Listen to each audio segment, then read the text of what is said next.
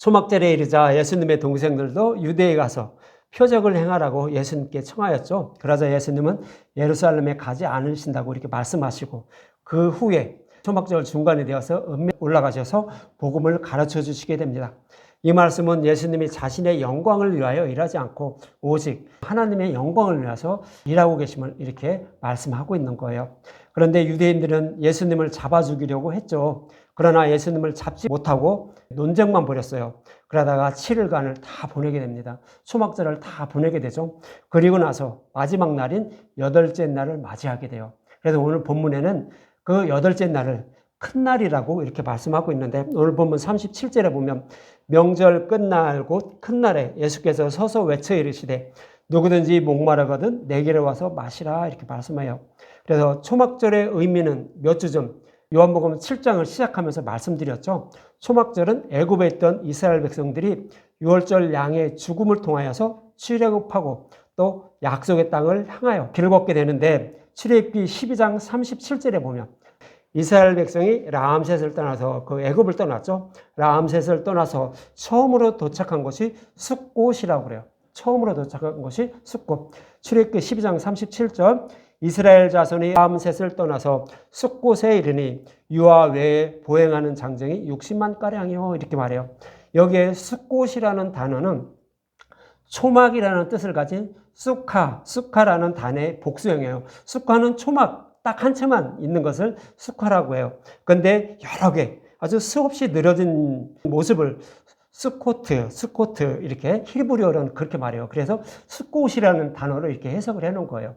그래서 이 스콧이라는 단어는 이스라엘 백성들 애굽을 떠나서 처음으로 초막을 짓고 수없이 초막이 이렇게 지어져 있는 모습, 그 땅의 그 지명의 모습을 바로 스콧이라고 하는 거예요. 그래서 초막들이 엄청나게 많이 늘어져 있는 모습, 그 모습을 보고 숫곳이라고 쓰고 있는 거예요. 그럼 숫곳이라는 의미 잘 아시겠죠? 초막 이스라엘 백성들이 바로의 노예에서 해방돼서 하나님이 약속의 땅을 주신다는 그 약속의 말씀을 믿고 소망하면서 하늘을 바라보면서 소망하면서 살아가는 그 광야 이스라엘 백성들의 첫 번째 모습을 이렇게 표현하고 있는 거예요. 그것이 바로 숫곳이에요. 초막절을 의미하는 숫곳, 이렇게 말씀을 하고 있는 거예요. 이렇게 초막절을 지내고 명절 끝날 곧 큰 날인 8째 날에 약속하신 메시아를 보내서 자신들을 구원하여 달라고, 그리고 약속하신 땅으로 인도해 달라고 이스라엘 백성들은 호산나를 외치며 즐거워하면서 지내는 날이 마지막 큰 날이에요. 8째 날에 그렇게 즐거워하는 날이 바로 8째 날이죠. 그래, 초막절을 다 끝내고 약속하신 메시아를 보내주셔서 우리를 구원해 달라고 이렇게 큰 소리로 외치며 호산나를 외치며 이스라엘 백성들이 즐거워하는 모습을 예수님은 지켜보고 계셨던 거예요. 그러면서 그들에게 외치시는 모습이 오늘 외치시는 거예요. 그리고 외쳐 이르되 누구든지 목마르고 내게로 와서 마시라라고 이렇게 외치고 계시는 거예요. 유대인들이 호산나를 외치며 약속하신 메시아를 보내주셔서 자신들을 구원해달라고 외치며 즐거워하는 모습을 보고 너희들이 보내달라고 외치며 간절히 그렇게 바라고 있는 그 메시아가 바로 나야라고 예수님은 외치는 거예요. 그래서 예수님은 그러죠. 나의 살과 피를 먹어야 목마름을 해결받고 너희들은 천국을 기업으로 받을 수 있어. 지금까지 그렇게 말씀하고 계셨던 거예요. 그런데 그 예수님의 말씀을 배척하고 듣는 신용도 안 했죠. 그리고 예수님을 죽이려만 했던 거예요. 자신들을 구원하기 위하여 오신 그 예수님을 배척한 거죠. 그래서 예수님은 그러는 거예요. 너희들 나를 배척하면 구원받을 수 없어. 내가 너희들의 목마름을 해결해주고 너희들이 그 바라는 그 약속의 땅으로 내가 인도하여 주시기 위해서 오신 그 약속하신 메시아라고 오늘 본문에서 그렇게 외치시고 계신 것입니다. 출애굽기 16장에서 17장에 보면 저와 여러분이 어떻게 해야 약속의 땅에 들어가는지 모형과 그림자로 정말로 잘 설명하고 있었어요. 출애굽기 16장과 17장. 16장은 이스라엘 백성들에게 약속의 땅에 들어가려면 반드시 먹어야 하는 것이 있어. 예수님의 살과 피, 복음의 말씀을 상징적으로 말씀하고 있는 만나죠. 근데 만나는 모형이에요. 그리고 율법을 상징하는 거예요. 물론 그 속에 예수님의 살과 피인 복음의 말씀이 들어있죠. 근데 그것을 찾아 먹지 못해요. 그래서 그들은 목마르게 돼 있다고요. 저와 여러분들도 마찬가지예요. 저와 여러분들이 성경의 말씀을 그냥 보기만 하면 그 성경의 말씀을 이렇게 해석해주는 그 복음의 말씀이 아닌 다른 그 말씀만 듣게 되면 또 복음의 말씀을 듣는다고 할지라도 여러분들 그 목마름을 해결받을 수 있나요? 전혀 해결받지 못해요. 성경의 말씀을 보면서 성경 말씀을 보면 무서운 하나님, 다 죽이죠. 말 안 들으면 다 죽여요. 어린애들까지, 2살 아래 애들까지 다 죽여요, 성경에서는. 그리고 다 진멸한다고요. 하나도 남겨두지 않아요. 그렇게 무서운 하나님. 막 이런 것들만 보여요. 그래서, 하나님을 믿으려면 우리는 하나님께 잘 보여야 되는구나. 우리가 착하고 선하게 살아야 되는구나. 물론 착하고 선하게 살아야 돼요. 구원받기 위해서가 아니라 우리는 구원받은 자로서 내 이웃의 구원을 위해서 그렇게 살아야 되는 거예요. 그런데 이제 그런 하나님으로만 알게 돼요. 그것이 뭐예요? 목마르다는 거예요. 그래서 그 진리의 말씀을 찾아 먹지 못한다는 거예요. 이스라엘 백성들도 마찬가지였어요. 그 만나만 먹고는 목말라 했다는 거예요. 이게 무슨 뜻이에요? 뭐야 이게 아무것도 아니네? 우리가 그냥 착하고 선하게 살아면 되네? 이렇게 생각을 했다는 거예요. 그래서 이스라엘 백성들이 목말라 하자 출애굽기 17장에 가면 그 목마름을 해결해 줄 수 있는 방법을 설명하고 있어요. 출애굽기 17장 5절과 6절만 말씀드릴게요. 출애굽기 17장 5절과 6절. 여호와께서 모세에게 이르시되 백성 앞에 지나서 이스라엘 장로를 데리고 나일강을 치던 네 지팡이를 손에 잡고 가라. 나일강을 치던 모세의 지팡이는 뭐예요? 율법의 지팡이에요. 율법의 지팡이로 예수님을 메시아를 상징하는 여자의 후손으로 메시아를 죽이는 모습을 그리는 거예요. 그래서 나일강이 치던 모세의 지팡이는 율법의 지팡이입니다. 그리고 6절에 보면 내가 호렙산에 있는 그 반석 위 거기서 내 앞에 서리니 너는 그 반석을 치라. 그것에서 물이 나오리니 백성이 마시리라. 모세가 이스라엘 장로의 목전에서 그대로 행하리라 이렇게 말합니다. 호렙산은 이스라엘 백성이 십계명을 받은 신의 산을 말하는 거죠. 그 호렙산에 있는 반석 위에 여호와 하나님이 서 계신다고 이렇게 말씀하고 있는데 이 말씀은 율법을 지키지 못하는 자신의 백성을 위하여 반석 위에 하나님이 서 계신다는 거예요. 예수님이 서 계신다는 거예요. 그래서 그것을 치료하는 것으로 율법의 저주에 예수님이 십자가에서 죽으시고 대속해 주실 것을 이렇게 모형으로 그리고 있는 거예요. 그래서 예수님이 율법의 저주에 시내산에서 받은 그 율법을 지키지 못하는 그 백성을 구원하기 위해서 예수님 자신이, 하나님 자신이 율법에 의해, 율법의 저주하에 죽으실 것을 이렇게 말씀하고 있는 거예요. 그래서 우리의 생명을 구원할 거야 라고 이렇게 말씀하고 있죠. 그러면 이렇게 예수님이 그 율법의 저주에 죽으시고 부활하면 거기에서 우리의 목마름을 해결하는 그 생명수 같은 그 복음의 말씀이 흘러나온다는 거예요. 그것이 바로 반석에서 물이 흘러나오는 모습으로 이렇게 표현을 하고 있는 거예요. 그러면 그 물을 마시면 어떻게 된다고요? 그 반석에서 나오는 그 물을 마시면 우리의 목마름을 해결할 수 있다는 거예요. 그 말씀대로 예수님 십자가에도 죽으시고 부활하셔서 밝히 드러낸 성경의 말씀 속에 있던 그 복음, 숨겨져 있던 거죠. 그것을 밝히 드러낸 것을 먹게 되면 우리는 목마름을 해결받고 그 영원한 생명을 얻을 수 있다라고 이렇게 모형으로 말씀하고 있는 거예요. 그래서 이 말씀은 뭐냐면 구약의 말씀, 율법의 저주와의 대속제물이 되어 죽으실 예수님에 대해 기록한 그 구약 성경의 말씀. 그래서 우리를 구원하신다고 약속하고 있었잖아요. 구약 성경이다 예수님의 십자가를 향하고 있다고 말씀드렸잖아요. 그렇게 풀어주는 말씀을 먹게 되면 어떻게 된다고요? 우리는 그 목마름을 해결받아요. 근데 스스로 목마름을 해결받을 수 있나요? 아니요, 해결받지 못해요. 누가 해주시냐? 내 안에 계신 성령님이 그것을 보고 듣고 만들게 해줘요. 어떻게? 영적인 눈과 영적인 귀를 열어주셔서 그렇게 해주신다는 거예요. 그래서 우리는 목마름을 해결받을 수 있다라고 말씀하고 있는 거예요. 그래서 말씀 전도자들은 어떤 말씀만 전해야 돼요? 착하고 선하게 살아야 됩니다. 이런 말씀만 전해야 되나요? 하나님께 잘 보이면 여러분들 원하는 거 다 얻을 수 있습니다. 이런 걸 전해야 되나요? 아니요. 오직 십자가만 전하는 거예요. 누구처럼? 야곱처럼. 야곱은 어떻게 했어요? 젖 믿고 아롱지고 얼룩덜룩한 양들을 얻기 위해서 어떻게 했죠? 버드나무와 신풍나무와 살구나무죠. 그것을 세 가지 나무를 껍질을 벗겼어요. 이건 이제 다음에 말씀드릴 건데 버드나무는 물을 가득히 머금고 있는 예수님을 상징하는 거죠. 살구나무는 아론의 쌍난 지팡이, 아론의 지팡이에 싹이 나고 꽃이 피고 열매가 맺었다고 하죠. 예수님의 부활을 말하는 거예요. 예수님의 죽으심과 부활. 그리고 신풍나무는 뭐예요? 이제 성경이라고 표현하는 분들도 있고 틀린 건 아니에요. 근데 신풍나무는 제가 언어로 이렇게 해석을 해봤는데 신풍나무는 십자가에 달린 예수님의 모습을 그리고 있는 거예요. 많은 피를 흘리고 있는 모습인데 그 이는 어떻다고요? 하얗다고요.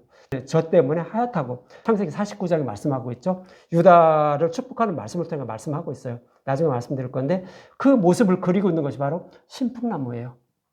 그래서 예수님의 십자가만 전하라는 거예요. 야곱이 양들이 먹는 그 물 구유 앞에 그 예수님의 십자가만 세우는 거예요. 모형이에요. 그렇게 세워놓으니까 되겠다고요. 그 양들이 다 점 있고 얼룩하고 아렁진 그 양들만 맞더라고 이렇게 말하는 거예요. 그것은 뭐예요? 십자가만 전하라는 거예요. 예수님의 죽으신과 부활만. 말씀 전도자는 그것만 전하는 거예요. 그러면 하나님이 어떻게 한다고? 하나님이 다 믿고 깨닫게 만든다고 이렇게 말하는 거예요. 그래서 야곱은 나중에 꿈에 보니 수컷들이 양을 타는데 다 점 있고 아롱지고 얼룩한 것만 다 탔더라. 그래서 다 임신한 것은 다 그런 것들만 임신했더라. 이렇게 말하는 거예요. 다 누가 해주셨다? 하나님이 해주셨다라고 그래요. 그러니까 그 얘기는 뭐예요? 저와 여러분들에게 말씀 전도자가 복음의 말씀만 전하게 하면 하나님의 성령님이 여러분들 마음속에 오셔서 그것을 깨닫고 믿게 만들어 주신다는 거예요. 그래야 우리는 목마름을 해결받고 믿음에 이르게 돼서 구원을 받게 된다라고 이렇게 말씀을 하고 있는 거예요. 그래서 말씀 전도자는 뭐만 전하라? 예수님의 죽으신과 부활만 전하라는 거예요. 그러면 여러분들은 다 라반의 양들이 아닌 야곱의 양들이 된다라고 이렇게 말씀을 하고 있는 거죠. 그래야 이제 약속의 땅으로 들어가는 그런 자들이 된다라고, 구원받은 하나님의 백성이 된다라고 이렇게 말씀을 하고 있는 거예요. 그리고 이제 이 말씀에 이어서 출애굽기 17장 9에서 13절만 보면 이런 일이 나오죠. 아말렉과의 전투가 나와요. 아말렉과의 전투. 아말렉은 뭐예요? 이스라엘 백성들이 약속의 땅을 향하여 가는데 아주 연약한 자들의 뒤에서 그들만 다 쳤어요. 그래서 그들을 다 죽여가는 거예요. 그런데 그들을 물리치는 그런 일들을, 그런 사건을 이렇게 아말렉과의 전투에서 말씀하고 있죠. 17장 9에서 13절을 이렇게 한번 볼게요. 출애굽기 17장 9에서 13절. 모세가 여호수아에게 이르되 우리를 위하여 사람을 택하여 나가서 아말렉과 싸우라. 내가 내 하나님의 지팡이를 손에 잡고 산 꼭대기에 서리라. 여호수아가 모세의 말대로 행하여 아말렉과 싸우고 모세와 아론과 훌은 그 산 꼭대기에 올라가서 모세가 손을 들면 이스라엘이 이기고 손을 내리면 아말렉이 이기더니 그러죠. 율법을 상징하는 모세가 손을 들면 이스라엘이 이긴다는 거예요. 그런데 손이 내려오면 아말렉이 이긴다는 거예요.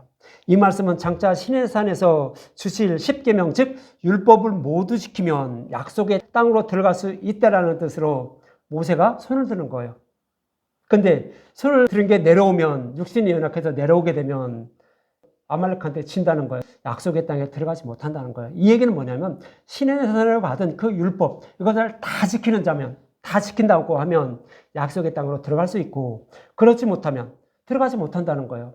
근데 사람은 육신이 연약해서 모세가 올렸던 손이 내려오듯이 율법을 지킬 수가 없다라는 거예요. 들어갈 수 없다라는 거예요. 다 진멸당하고 광야에서 죽을 수밖에 없다라는 거예요. 근데 들어갈 수 있는 방법이 딱 하나 있다라는 거예요. 뭐예요? 아론과 훌이 모세의 팔이 내려오지 않도록 잡아줬다라는 거예요. 그런데 12절과 13절에 보면 모세의 팔이 피곤함에 그들이 돌을 가져다가 모세의 아래에 놓아 그가 그 위에 앉고, 여기서 돌은 누굴까요? 반석이신 예수님을 말하는 거예요. 이제 예수님 위에 이제 모세를 앉게 하죠. 예수님이 우리가 지키지 못하는 율법을 다 지게 만드는 거예요. 그것이 반석 위에 그 모세를 앉게 하는 모습이에요. 그 위에 앉게 하고 아론과 훌이 한 사람은 이쪽에서 한 사람은 저쪽에서 모세의 손을 붙들어 올렸더니 그 손이 내려올까요? 안 내려올까요? 안 내려오죠. 왜요?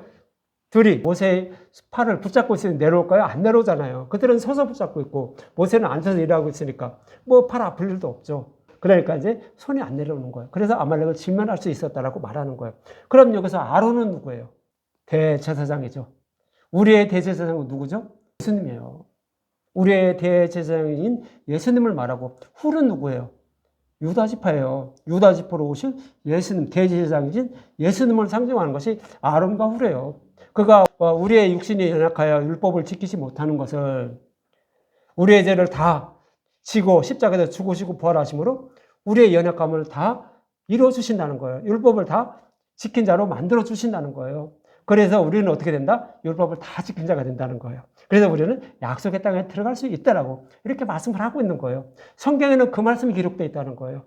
구약 성경에는 다 예수님의 십자가를 향하고 있다고 했죠. 그 말씀을 기록하고 있다는 거예요. 그래서 그 말씀을 먹으면 어떻게 된다고요? 우리는 목마름을 해결받고 우리가 원하는, 우리가 소망하는 약속의 땅에 들어갈 수 있다라고 이렇게 출애굽기 16장과 17장에서 이렇게 잘 말씀하고 있는 거예요. 근데 그 말씀을 알지 못하고 우리가 율법만 잘 지키면 구원을 받을 수 있다라고 생각하는 자들 누구였죠? 유대인들이잖아요. 지금도 그러고 있잖아요. 지금도 성경의 말씀 읽으면서 많은 사람들이 우리가 착하고 선하게 살면 구원을 받는다라고 이렇게 생각을 하고 있어요. 근데 성경은 뭐래요? 모세가 팔이 올려서 그 피곤해서 내려올 수밖에 없는 것처럼 우리는 지킬 수 없다고요. 그렇게 할 수 없다고요. 그럼에도 불구하고 그런 자들을 위해서 예수님 십자가에서 모든 죄를 대속해 주심으로 우리는 율법을 다 지킨 자가 되어 지키지 못하는데 지키는 자로 여겨 주시는 거예요. 그래서 우리는 율법을 다 지킨 자가 돼서 의로운 자가 돼서 예수님은 신부가 된다라고 이렇게 말씀하고 있었던 거예요.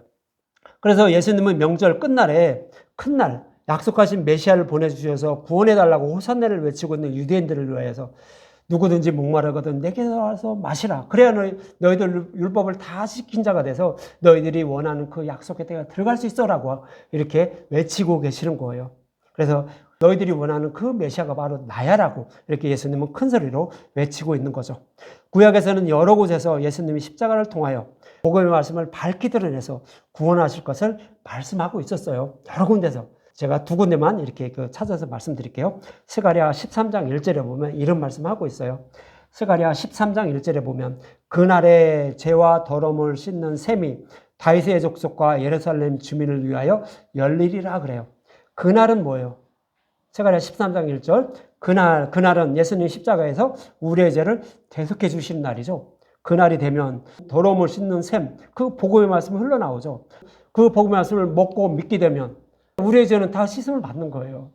우리가 죄를 범할 수밖에 없지만 죄가 없는 자로 하나님이 여겨주시기 때문에 우리의 죄를 다 씻음 받는 것이 되는 거예요. 그래서 우리는 구원을 받을 수 있다라고 예수님 오셔서 이런 일을 해줄 거야 라고 이렇게 말씀을 하고 있었던 거예요. 그리고 이제 이사야 35장 5절과 6절에 보면 이런 말씀하고 있어요. 이사야 35장 5절과 6절에 보면 이런 말씀하고 있어요. 그때 맹인의 눈이 밝을 것이며 못 듣는 사람의 귀가 열릴 것이며 그때 저는 자는 사슴같이 뛸 것이며 말 못하는 자의 혀는 노래하리니 이는 광야에서 물이 솟겠고 사막에서 시내가 흐를 것임이라 그러죠. 여기서도 그때는 뭐예요? 예수님 십자가에서 우리의 죄를 다 대속해 주시는 날, 그날을 말하죠. 그날이 되면 맹인의 눈이 밝는다는 거예요. 우리는 날 때부터 맹인들이라서요. 성경의 말씀을 보면 이게 무슨 뜻이야?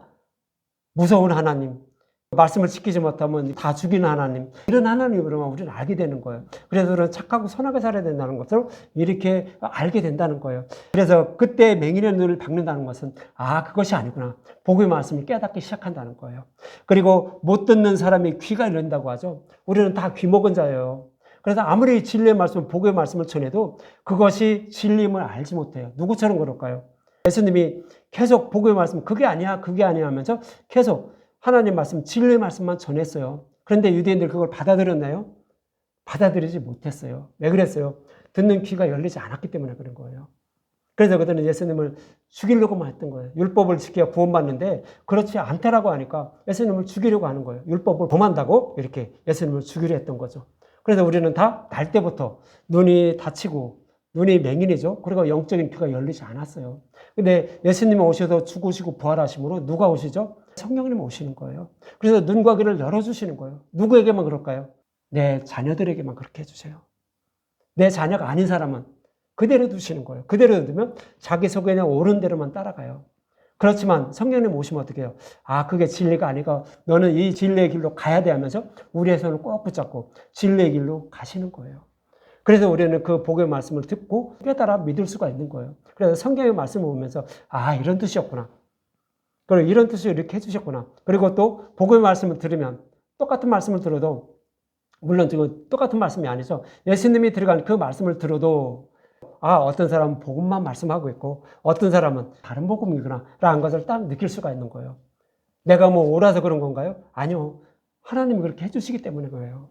내가 뭐가 잘해서 그런 것도 아니고 하나님이 나를 자녀 삼아주시기 때문에 그걸 판단할 수 있는 거예요. 그렇게 돼서 우리는 어떻게 된다고요? 말 못하는 자의 혀가 노래한다는 거예요. 즉 우리는 하나님을 찬양하지 못하는 그런 자들이었는데 하나님을 찬양하게 된다는 거예요. 왜요? 복음의 말씀을 깨달아 믿게 되므로 이런 더러운 나를 구원해 주셨구나. 이걸 알고 깨닫게 되므로 하나님을 찬양하게 된다는 거예요. 그 이유는 뭐다? 이는 광야에서 물이 솟기 때문이라는 거죠.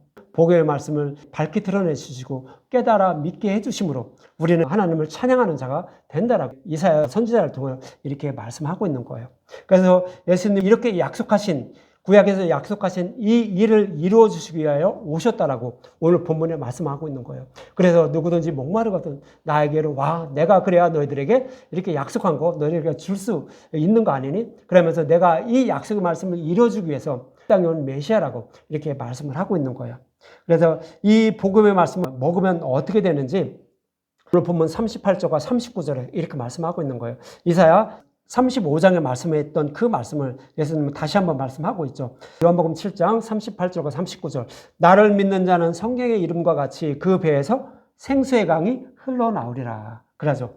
이사야 35장에 맹인의 눈이 밝고 못 듣는 귀가 열려서 그때 저는 자는 사슴같이 뛰고 저는 자는 뭐예요? 복음 말씀을 알지 못하기 때문에 율법에 꽁꽁 묶여있는 자들 그런 자들이었죠. 그렇지만 여기에서 해방이 되는 거예요. 아 기쁘다. 왜 나는 율법을 지키지 못했지만 이런 나를 이렇게 사랑해 주셔서 구원해 주신다니 정말로 기쁘다 하면서 즐겁게 뛰는 거죠. 사슴같이 뛰는 거죠. 그러면서 말 못하는 자는 혀가 노래하죠. 왜요? 이 더러운 나를 구원해 주셨다는 걸 알고 깨닫기 때문에 하나님을 찬양하게 된다는 거예요. 그 이유가 뭐다? 생수의 강이 흘러나오기 때문에요. 생수의 강이 흘러나오는 것은 뭐예요? 복의 말씀을 깨달아 믿게 만들어 주시기 때문에 그래요. 그래서 39절에 그러는 거예요. 이렇게 되는 이유가 뭐다? 그를 믿는 자들이 받을 성령을 가리켜 말씀하신 것이라. 그래서 아직 예수님이 영광을 받지 않으셨으니 성령이 그들이 아직 계시지 않았다는 거죠. 그래서 성령님이 오셔야 어떻게 된다고요? 우리는 복음의 말씀을 듣고 깨달아 믿을 수가 있다는 거예요. 날 때부터 맹인이고 듣지 못하는 귀먹은 자였는데 성령님의 오심으로 눈과 귀를 열어주심으로 우리는 복음의 말씀을 보고 듣고 깨달아 믿을 수 있으므로 하나님을 찬양하게 된다는 거죠. 이렇게 말씀하고 있는 것이 바로 생수의 강이 흘러나온다라고 이렇게 말씀하는 거죠. 그 생수의 강은 성령을 가리켜 말씀하는 것이라고 이렇게 말씀하고 있는 거예요. 그래서 복음의 말씀을 보고 들을 때 내 안에 계신 성령님이 깨달아 믿게 하심으로 우리는 즐거워하며 기뻐하며 하나님을 찬양하는 자가 된다라고 이렇게 성경을 말씀하고 있는 거예요. 저와 여러분들 구원받는 방법 아시겠죠? 어떻게 구원을 받는지? 믿음에 대해서 믿는 것도 아니고 내가 어떻게 해서 내가 열심히 노력해서 믿는 것도 아니고 내가 착하고 선한 일을 많이 해서 믿는 것도 아니에요. 하나님 오셔서 선물로 주시는 거예요. 눈과 귀를 열어주시는 거예요. 그리고 우리를 진리의 길로 인도해 주시는 거예요. 그래서 우리는 구원을 받는다라고 성경에서 그렇게 말씀하고 있는 거예요. 그래서 성령님 오시면 요한복음 16장 8절에 말씀하시죠. 그가 와서 죄에 대하여, 의에 대하여, 심판에 대하여 책망하시리라 그래요. 책망한다는 것은 옛날 서당에서 훈장님이 매질을 하면서 잘 가르쳐주죠. 그것처럼 그렇게 가르쳐준다는 거예요. 그것이 책망한다는 단어예요. 그렇게 우리를 죄에 대하여, 의에 대하여, 심판에 대해서 잘 가르쳐준다는 거죠. 성령님께서 그렇게 해주신다라고 요한복음은 이렇게 말씀을 하고 있는 거예요. 저와 여러분이 구원을 받을 수 있는 방법이 무엇인지 말씀을 하고 있는 거죠. 이렇게 어린 양의 보좌로부터 생명수가 흘러나와 하나님의 백성을 구원하시는 모습을 또 잘 설명하고 있는 것이 에스겔서 47장이에요. 한번 보죠. 에스겔서 47장 8에서 12절만 볼게요. 하나님의 보좌로부터 생명수가 흘러나와서 많은 만물들이 소생하는 말씀을 이렇게 말씀하고 있어요. 에스겔서 40장 8에서 9절 먼저 볼게요. 그가 내게 이르시되 이 물이 동쪽으로 향하여 흘러 아라바로 내려가서 바다에 이르니 이 흘러내리는 물로 그 바다의 물이 되살아나리라. 이 강물이 이르는 곳마다 번성하는 모든 생물이 살고 또 고기가 심히 마르니리. 이 물이 흘러 들어가므로 바닷물이 되살아나겠고 이 강이 이르는 각처에 모든 것이 살아날 것이며 그러죠. 어린 양의 보좌로부터 흘러나오는 그 생명수, 복음의 말씀이죠. 이것이 바다에 이른다는 거예요. 바다는 뭐를 상징해요? 우리가 살아가는 이 땅, 이 세상을 상징하는 거예요. 이 세상은 사탄이 지배하는 세상이에요. 그래서 우리는 사탄의 노예를 살아가는 거예요. 그것을 성경은 바다라 표현을 하고 있어요. 우리가 살아가는 이 땅을 바다라 표현하고 있는 거예요. 이 땅에 복음의 말씀이 흘러 들어온다는 거예요. 그래서 바닷물이 살아나게 된다는 거예요. 우리는 이 땅에 사탄의 노예를 살아가서 다 흑암에 사는 자들, 심판받아 마땅한 자들, 심판 이미 받은 자들이라는 거예요. 그런데 그 심판받아 죽어가는 자들을 그 복음의 말씀이 흘러들어와서 우리의 생명을 살려주게 된다라고 이 말씀을 하고 있는 거예요. 그런 바다가 상징하는 이 세상에 어떻게 복음이라는 물이 흘러들어와 하나님의 백성을 구원하는지 이제 이어지는 10절을 볼게요. 에스겔서 47장 10절. 또 이 강가에 어부가 설 것이니 그러죠. 어부는 뭐예요? 하나님의 백성들을 고기로, 물고기로 이렇게 표현을 하고 있어요. 근데 그 물고기를 잡는 어부가 선다는 거예요. 그럼 그 물고기를 잡을 수 있는 방법이 뭐예요? 그물을 던져서 잡죠. 그물은 하나님의 말씀이에요. 이 고기를 잡는 방법은 뭐예요? 하나님의 말씀이 전파된다는 거예요. 그래서 어떻게요? 그 고기를 잡는 어부가 산다는 것으로 하나님의 복음 말씀을 전파하는 그 복음 전도자들이 세워질 것으로 이렇게 말씀을 하고 있는 거예요. 그것이 또 이 강가에 어부가 설 것이니 엔게디에서부터 에네글라임까지 그물 치는 곳이 될 것이라. 그물은 하나님의 말씀이라고 말씀드렸죠. 복음의 말씀, 그것이 그물이에요. 그래서 그물 치는 것이 될 것이라. 그 고기가 각기 종류대로 종류를 따라 큰 바다의 고기가 심히 많으려니와 이랍니다. 강가에 어부가 선다는 것은 복음을 전파하는 복음 전도자들에 의해 복음의 말씀이 전파되는 것을 말하고 있는 거예요. 그리고 고기가 각기 종류를 따라 심이 많다고 하는 것은 복음의 말씀을 땅 끝까지 전파된다는 거예요. 그래서 이 복음의 말씀을 듣고 심이 많은 고기를 어부가 잡는다는 것은 천하만민을 구원하게 된다는 모습을 이렇게 표현하고 있는 거예요. 그래 이 세상에 많은 말씀 전도자들이 이렇게 곳곳을 누비면서 전하고 있죠. 그래서 하나님의 약속하신 말씀대로 천하만민을 구원하게 될 것을 이렇게 말씀을 하고 있는 거예요. 그런데 반대로 이렇게 복음의 말씀이 전파돼도 구원받지 못하는 자들이 있다는 거예요. 그것이 47장 11절에 말씀하고 있는 거예요. 그 짐벌과 갯벌은 되살아나지 못하고 속당이 될 것이며 그러죠. 짐벌과 갯벌은 뭐예요? 물이 가득 차지 않고 물 그냥 곁에만 있는 자들이에요. 물 곁에만 있죠? 물에 차지 않고 물 곁에 있어서 그냥 짐벌과 갯벌이 있는, 그 진흙탕으로 있는 그런 모습이에요. 이런 모습은 뭐예요? 바로 복음 전도자들이 전하는 그 복음의 말씀을 흘려버리는 자들이에요. 배척하는 자들이에요. 그런 모습을 짐벌과 갯벌이라고 이렇게 표현하는 거예요. 이 모습은 마치 레위기 15장에 나오는 유출병 환자. 유출병 환자가 뭐라고 했어요? 생명과 같은 복음의 말씀을 흘려버리는 자들이라고 했잖아요. 이것이 유출병 환자예요. 그리고 또 야곱의 아내, 야곱이 사랑하는 라헬이죠. 라헬은 어떻게 했어요? 드라빔을 감추고 있었어요. 드라빔은 뭐예요? 다른 복음이에요. 우상을 섬기고 있다고요. 하나님을 우상처럼 섬기고 있다는 것이 바로 드라빔이에요.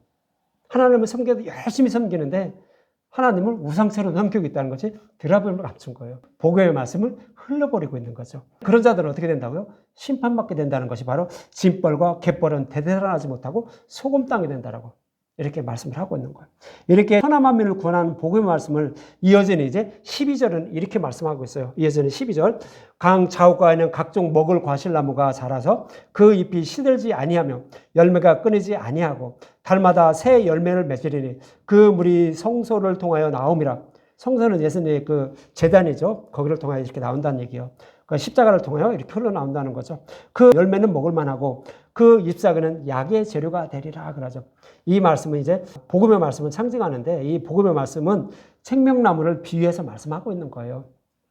아담과 하와가 살던 에덴 동산에는 생명나무와 선악을 알게 하는 그 선악과도 있었는데 하와가 선악과를 먹음으로 이제 타락하게 되었죠. 그래서 타락한 자신의 백성을 구원하기 위하여 예수님이 십자가에서 죽으시고 부활하심으로 그룹들과 불칼로 생명나무를 지키고 있던 그 길을 열어주신 거예요. 그래서 우리는 생명나무 열매를 먹을 수가 있는 거예요. 이 생명나무 열매가 뭐예요? 복음의 말씀이에요. 복음의 말씀. 예수님이 십자가를 통하여 열어주신 그 말씀. 그것이 복음의 말씀이에요. 이것을 먹으면 어떻게 된다고요? 우리는 생명을 얻을 수 있다는 거예요. 우리는 선악과를 먹고 우리는 심판받을 수밖에 없는데 예수님의 죽으심과 부활로 그 생명의 나무를 향하는 길을 열어주심으로 그 길을 통하여 들어가서 그것을 먹음으로 우리는 생명을 얻을 수 있다라고 이렇게 말씀하고 있는 것이 바로 에스겔서 41장 12절의 말씀이에요. 쉽게 표현한 거예요. 그렇게 해서 우리는 구원을 얻을 수 있다라고 말씀하고 있는 거예요. 그래서 이렇게 말씀 전도자는 무엇만 전해야 된다고요? 예수님의 십자가만 전하라고요. 그러면 하나님의 택한 백성에게 누가 와요? 예수님이 죽으시고 부활하심으로 성령님이 오시는 거예요. 눈과 귀를 열어주셔서 복음의 말씀을 듣고 깨달아서 영원히 목마르지 않는 그런 마음을 가지게 되는 거예요. 아, 나는 이렇게 더러운 죄인이었는데 그럼에도 불구하고 나를 이렇게 구원해 주셨네. 아, 정말로 감사하다면서 우리는 기쁘고 즐겁게 죄를 늘 범하고 살아가지만 그거를 알고 있지만 즐겁고 기쁘게 하나님을 찬양하면서 살아갈 수가 있는 거예요. 여러분들, 제가 어느 카페에 오늘 아침에 잠깐 봤어요. 근데 우리의 모든 죄, 과거의 죄, 미래의 죄까지 다 이렇게 대속해 주셨습니다. 예수님이 다 대속해 주셔서 우리는 어떠한 죄를 져도 우리는 구원을 받을 수 있습니다라고 전하는 말씀 듣지 말래요. 그 말씀 들으면 그거는 마귀들이 그렇게 유혹을 해서 이렇게 한다라고 그렇게 기록을 해놨더라고요. 사람이 수도 없이 많은 그런 카페예요. 근데 그렇게 적어놨어요. 그런데 거기서 다 감사합니다. 뭐 어쩌고저쩌고 댓글도 엄청 달아놨어요. 아, 정말.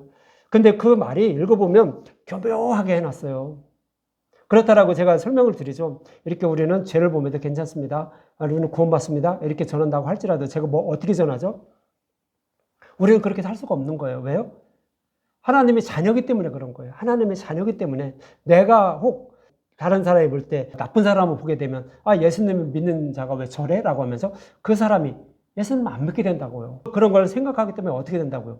믿지 않는 사람보다 또 내가 복음을 깨닫기 전보다 더 율법을 더 지키는 거죠. 이 땅의 그 법규들도 더 많이 지키고 또 더 많이 지키려고 노력하면서 살아가는 거예요. 율법도 더 많이 지키면서 살아가려고 하는 거예요. 왜요? 진리를 알기 때문에 그런 거예요. 그렇게 살아가는 거지 우리가 죄를 범하지 않으려고 힘쓰고 애쓰면서 막 이렇게 살아가야 구원받는 거 아닌데도 이렇게 교묘하게 이상하게 막 이렇게 적어놓더라고요. 우리는 착하고 선하게 살아야 된다고. 그렇게 살지 않는 사람은 우리는 예수를 믿지 않는 자들이라고 이렇게 기록을 해놔요. 그러니까 우리는 어떻게 해요? 그 율법에 다시 꽁꽁 묶는 거예요. 이상한 말로 묶는 거예요.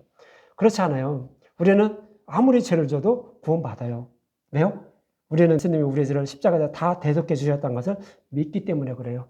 그렇지만 우리는 그렇게 살 수가 없죠. 사도 바울도 그러는 거예요. 그럴 수 없느니라 라고 하죠. 그럴 수 없느니라 하면서 사도 바울은 로마서에서 그렇게 말씀하고 있는 거예요. 로마서 6장입니까? 7장입니까? 그렇게 말씀하고 있잖아요. 그럴 수 없이 우리는 하나님 나라를 위해서 하나님 나라를 세우기 위해서 의의 무기로 들 것이냐 아니면 불의의 무기로 들 것이냐라고 이렇게 기록을 하고 있잖아요. 그래서 우리는 하나님 나라를 위한 의의 무기로 드려야 된다고 하는 거예요. 불의의 무기는 뭐예요? 나는 구원받았으니까 내 마음대로 사는 걸 불의의 무기라고 하는 거예요. 의의 무기는 뭐예요? 나는 구원받았지만 그렇지만 그래도 나는 다른 생명을 위해서 하나님 나라를 세우기 위해서 더 열심히 착하고 선하게 살아야 된다라고 이렇게 말씀하고 있는 것이 바로 의의 무기로 드리라라고 사도 바울은 로마서 아마 6장인가 될 거예요. 그렇게 말씀을 하고 있는 거예요. 우리는 그렇게 사는 거예요. 이미 죄를 범하지만 이렇게 구원받았으니까 하나님 나라를 위해서 이렇게 살아가야 된다고 성경 말씀하고 있고 그렇게 사는 거예요. 그렇게 살다가 하나님이 부르시면 가는 거죠. 뭐. 기쁘게 가는 거죠. 그래서 우리는 구원을 받는 거예요. 그리고 오늘 에스겔서 47장 12절의 말씀을 요한계시록 22장에 다시 말씀하고 있어요. 요한계시록 22장 1절과 2절 한번 볼게요. 요한계시록 22장 1절과 2절 같은 말씀을 이렇게 요한계시록에서 사도 요한이 기록을 하고 있는 거예요. 요한계시록 22장 1절과 2절 보면 또 그가 수정같이 맑은 생명수의 강을 내게 보이니 하나님과 및 어린 양의 보좌로부터 나와서 동일한 말씀을 하고 있죠.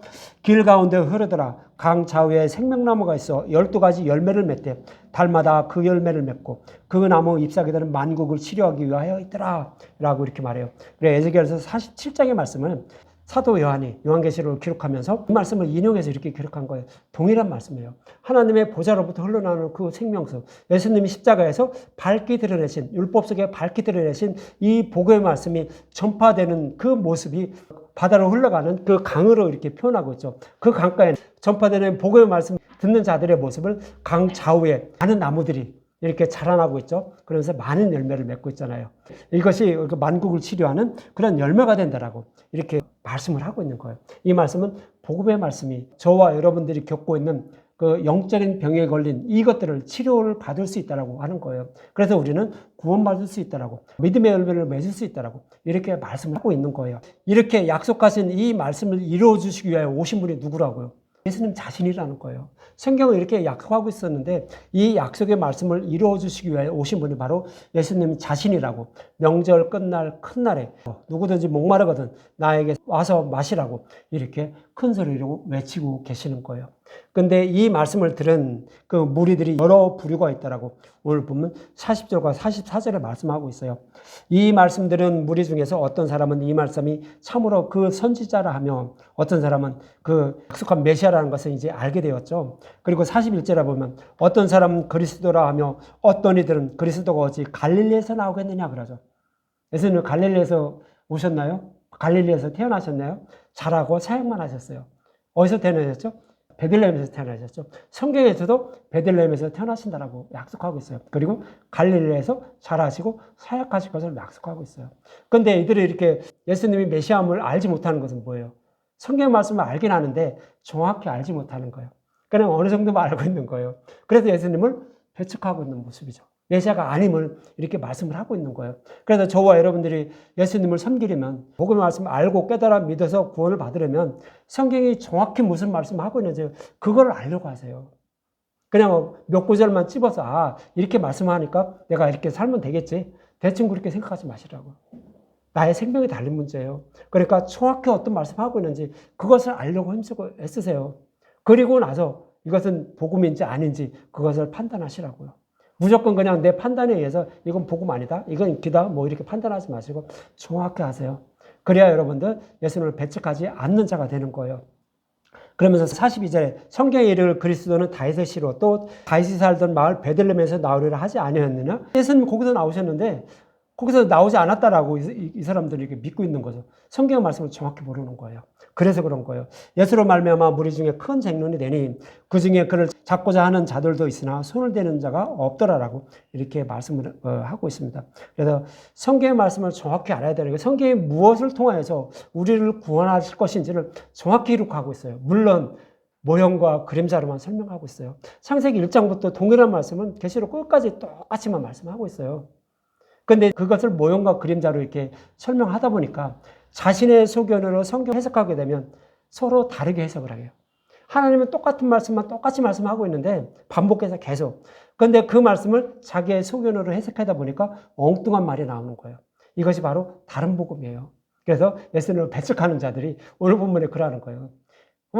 베들레헴에서 오시기로 했는데 갈릴리에서 자랐잖아. 어릴 때부터 내가 봤는데? 라고 하면서 우기게 되죠. 그렇게 된다는 거예요. 그렇게 하지 말라는 거죠.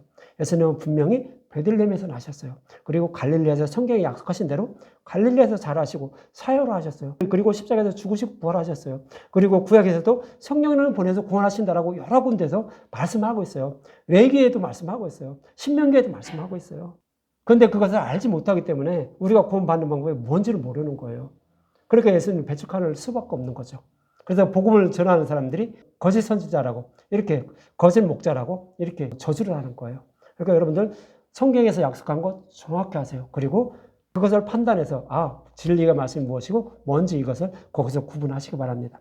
이처럼 예수님은 성경에 기록된 말씀을 통하여 예수님에 대하여 잘 알지 못하고 자신을 구원해 달라며 호산나를 외치고 있는 자들에게 예수님은 성경에서 약속하신 말씀대로 영원히 목마르지 않는 생명수를 주시고 구원해 주시기 위하여 오신 분이 바로 예수님 자신이라고 이렇게 외치시고 계신 것입니다. 저와 여러분들 예수님이 주시는 생명수를 먹어야 우리가 간절히 소망하는 천국에 들어갈 수 있다는 거 여러분들 잊지 마시고요. 예수님이 십자가를 통하여 저와 여러분에게 주신 생명수인 복음의 말씀만 먹고 마셔서 영원히 목마르지 않는 분들이 되길 바라며 영원한 생명을 얻는 저와 여러분들이 되셨으면 합니다.